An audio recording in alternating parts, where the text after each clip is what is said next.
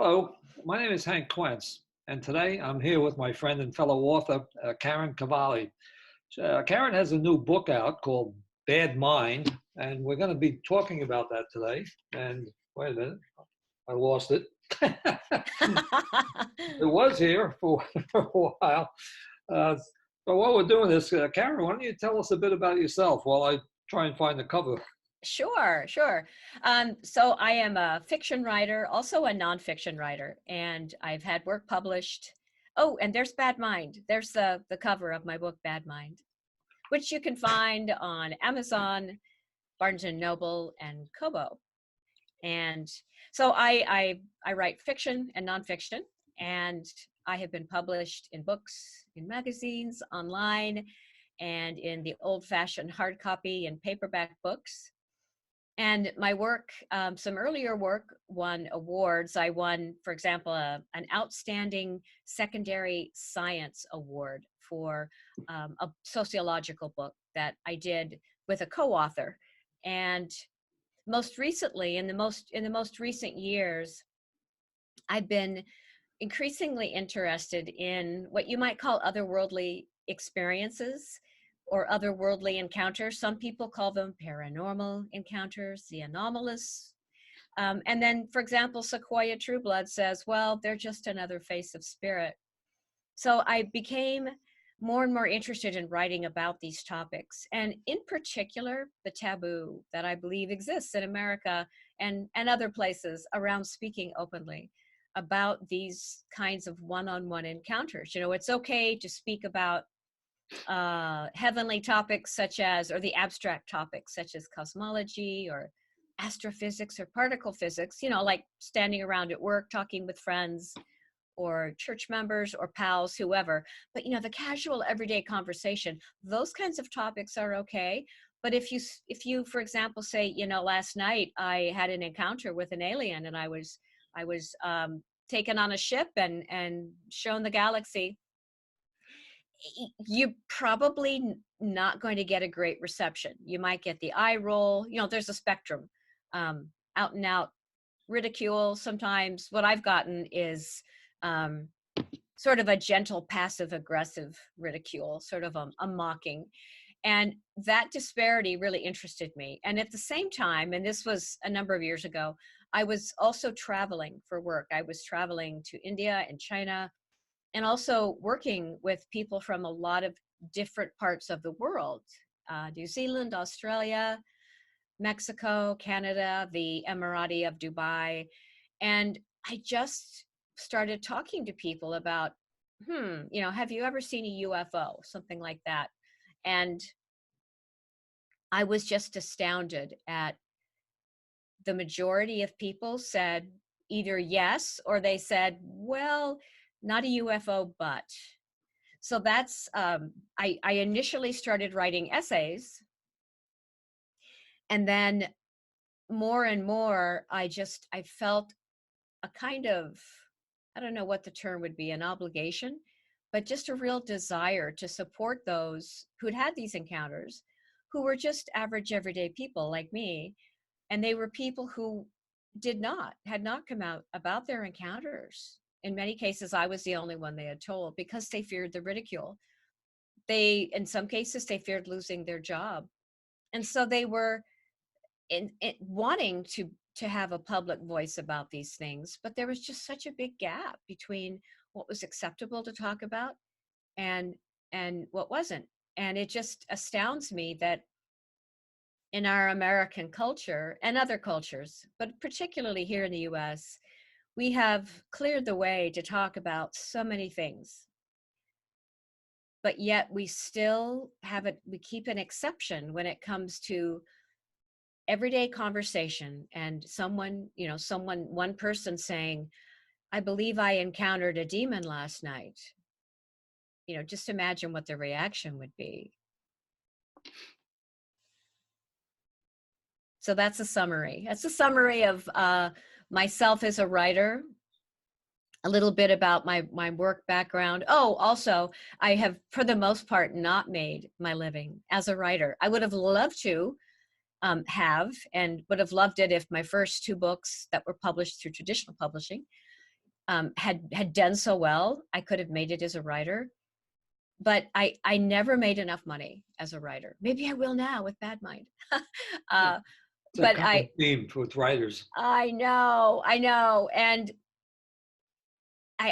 yeah, and so I had to make a living. I was my only support of money for a long, long time. I got married late for a first-time American bride. I was 47 when I got married, and so early on, I had student loans to pay. I had rent to pay, eventually a mortgage, and so I found a way to work in technology. Having come from a creative writing background, I have an MFA in creative writing from the University of Alabama in Tuscaloosa.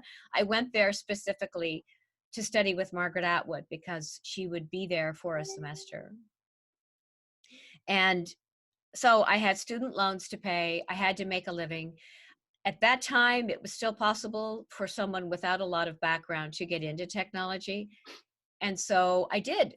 And I ended up working in technology for over 10 years. And most recently, I guess it was May of this year, that I wrapped up a technology uh, writing job. And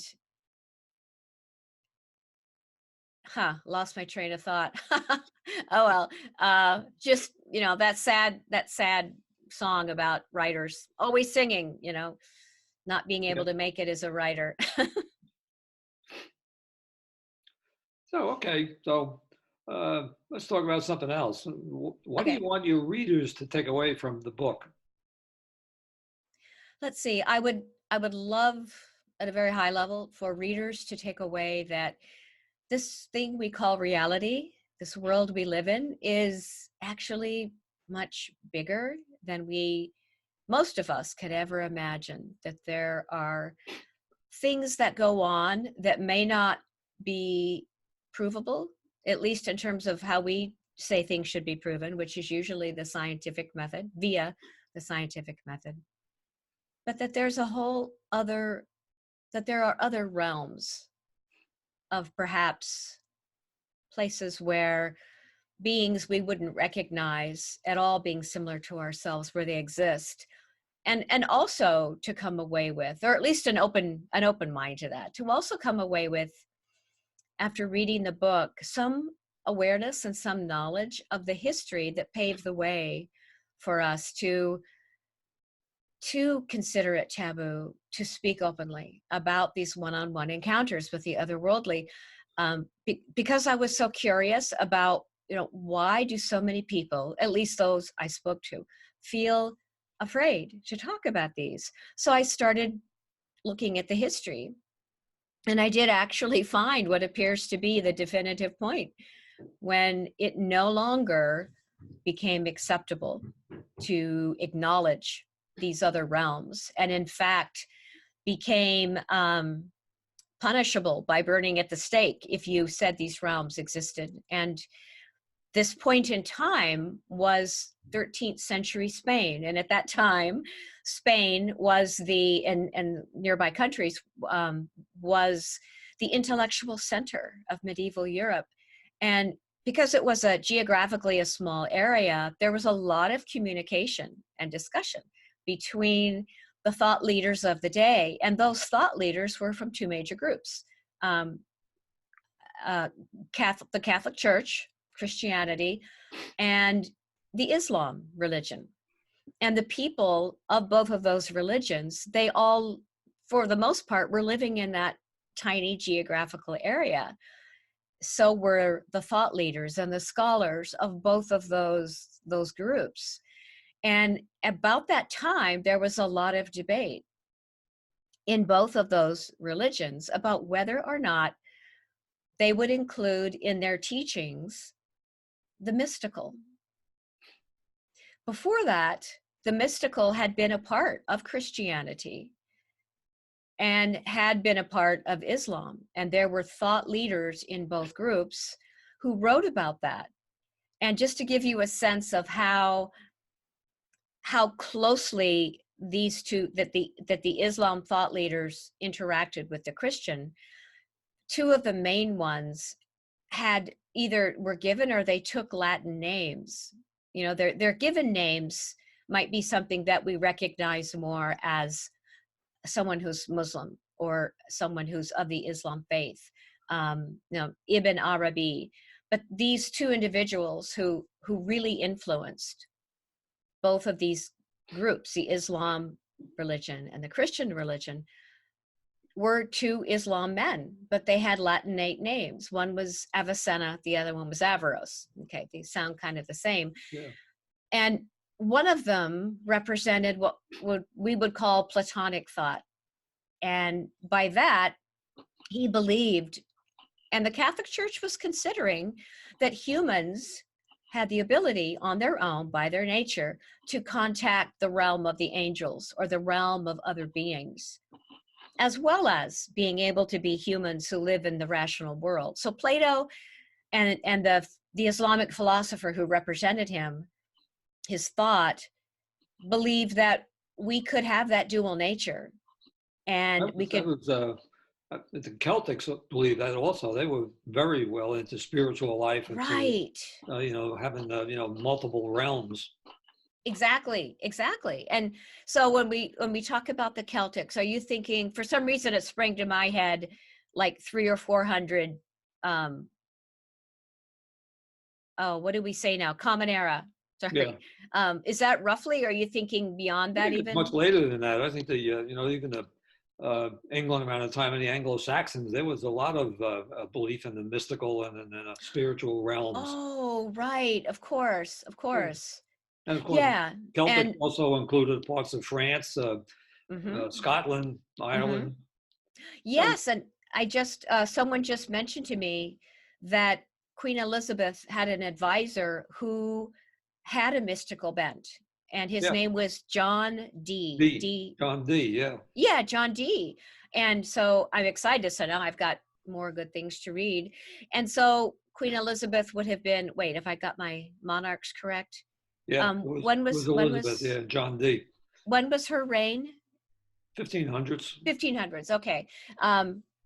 Now, interestingly, so if I just quickly jump back to that time in 13th century Spain, then jump forward to the 1500s, the Catholic Church did end up deciding to snip out the mystical.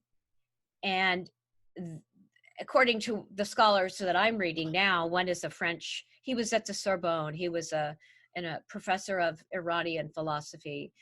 Henry Corbin, though I'm assuming it's Henri Corbin, said that the Catholic Church at that time, and perhaps long after, feared the philosophy that said that this other realm existed where these divine beings were, and also feared anyone saying, oh, any human can access that realm.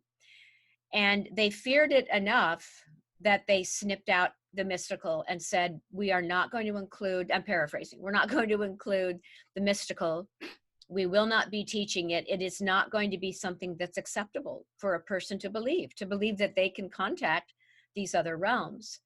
And the Islam, Orthodox Islam, what became Orthodox Islam, went along with that. So they too snipped out the mystical.